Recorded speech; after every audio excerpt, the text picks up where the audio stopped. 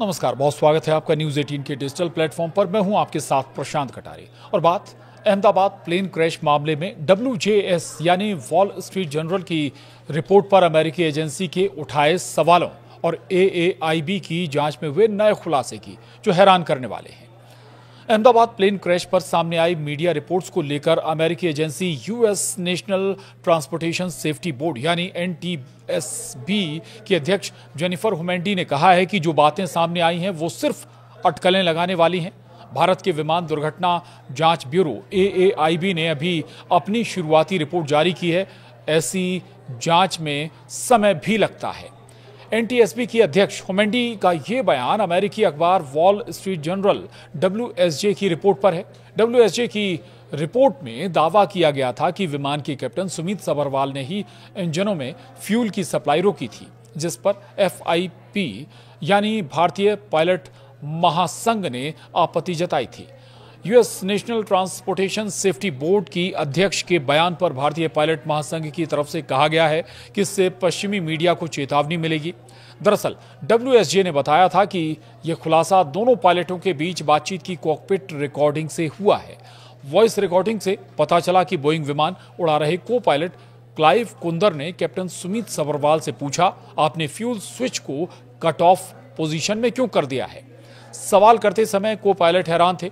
उनकी आवाज में घबराहट थी, जबकि कैप्टन सुमित शांत नजर आ रहे थे। भारतीय पायलट महासंघ FIP के अध्यक्ष कैप्टन CS रंधावा ने NTSB के इस बयान का स्वागत किया और कहा कि इससे पश्चिमी मीडिया को चेतावनी मिलेगी, जो बिना पुख्ता आधार के कहानियां छापता है। उन्होंने ये भी कहा कि हमारी अपनी जांच प्रक्रिया है और हमें इसकी अंतिम रिपोर्ट का इंतजार करना चाहिए।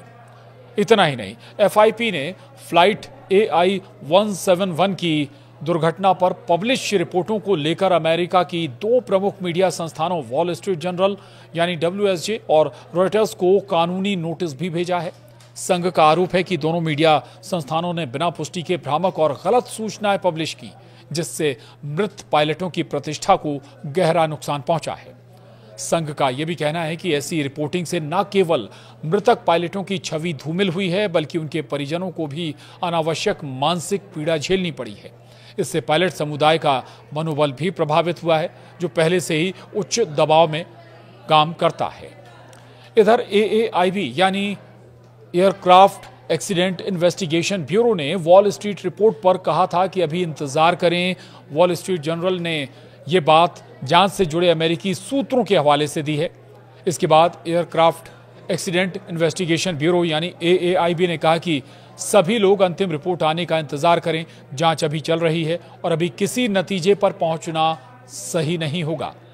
वहीं भारत ने भी पायलटों की बातचीत सार्वजनिक की थी। इससे पहले एयरक्राफ्ट एक्सीडेंट इन्वेस्टिगेशन ब्यूरो यानी AAIB ने 12 जुलाई को प्लेन क्रैश पर अपनी शुरुआती जांच रिपोर्ट जारी की थी। इसमें बताया था कि फ्यूल स्विच अचानक रन से कट ऑफ पोजीशन में चले गए थे, जिससे दोनों इंजन बंद हो गए। हालांकि रिपोर्ट में यह नहीं बताया गया कि फ्यूल स्विच कैसे बंद हुए। AAIB की रिपोर्ट में बताया गया कि कॉकपिट वॉइस रिकॉर्डर पर एक पायलट को दूसरे से यह पूछते हुए सुना गया कि उसने फ्यूल क्यों बंद कर दिया।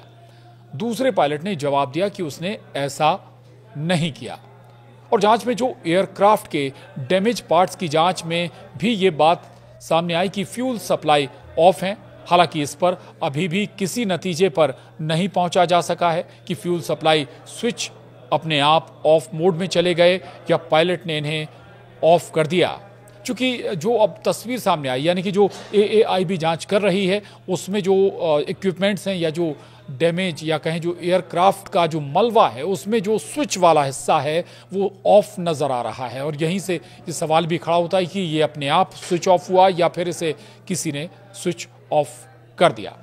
बहरहाल जांच अभी भी जारी है, जिसमें अभी और लंबा वक्त लग सकता है।